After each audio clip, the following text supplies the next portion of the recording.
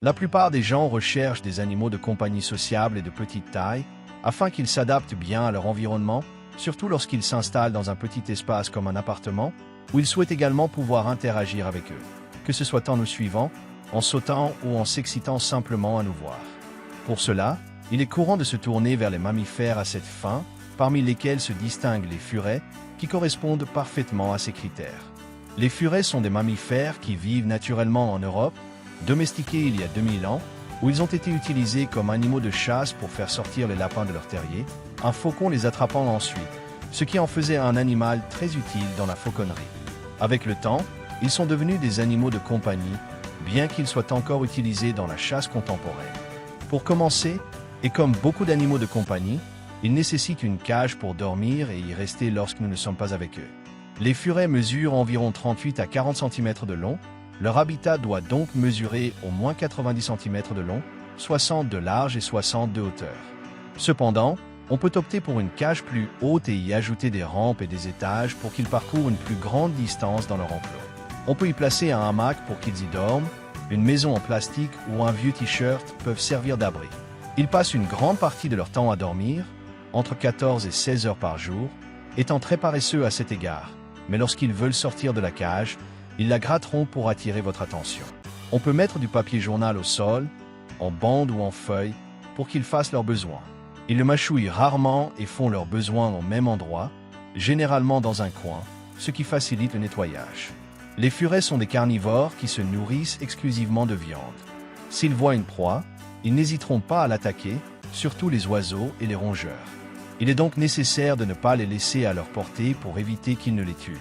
Pour leur fournir une alimentation saine, on peut utiliser des aliments commerciaux pour furets ou leur donner de la nourriture pour chats. Cette dernière leur plaît beaucoup, mais l'inconvénient est qu'elle peut causer des problèmes urinaires en raison de l'excès de sel. Elle est placée dans un récipient lourd pour qu'ils ne le renversent pas et on les nourrit 1 à 2 fois par jour. L'eau est fournie dans un abreuvoir à gouttes pour qu'ils ne la salissent pas ou ne la renversent pas et elle doit être changée tous les jours. Les furets sont connus pour leur mauvaise odeur, et cela est en partie vrai car ils produisent une grande quantité de musc qui dégage une odeur particulière, même si les glandes qui la produisent sont retirées ou s'ils sont baignés fréquemment. Cette odeur persistera en moindre quantité, il n'est donc pas recommandé de les laisser dans les chambres. Un avantage de cette odeur, qui n'est pas dangereuse, est qu'elle repousse les souris et les rongeurs, qui éviteront ainsi de s'introduire dans la maison en détectant la présence de ce prédateur. Ils ont un comportement joueur et sympathique, bien qu'ils puissent mordre les personnes. Ils ne sont donc pas recommandés pour les enfants sans la supervision d'un adulte, afin d'éviter qu'ils ne se blessent mutuellement. Ce sont des animaux grégaires, on peut donc en avoir plusieurs dans la même cage. Ils communiquent entre eux par de petits grognements ou avec leurs propriétaires pour indiquer qu'ils veulent sortir se promener. Lorsqu'ils sont laissés en liberté, il faut veiller à ce qu'ils ne s'échappent pas dans la rue par une fenêtre ou ne se glissent pas dans des endroits difficiles à atteindre, car ils sont curieux. Il faut également s'assurer qu'ils ne mâchent pas les câbles des appareils électroniques. Selon le pays, cet animal est considéré comme exotique.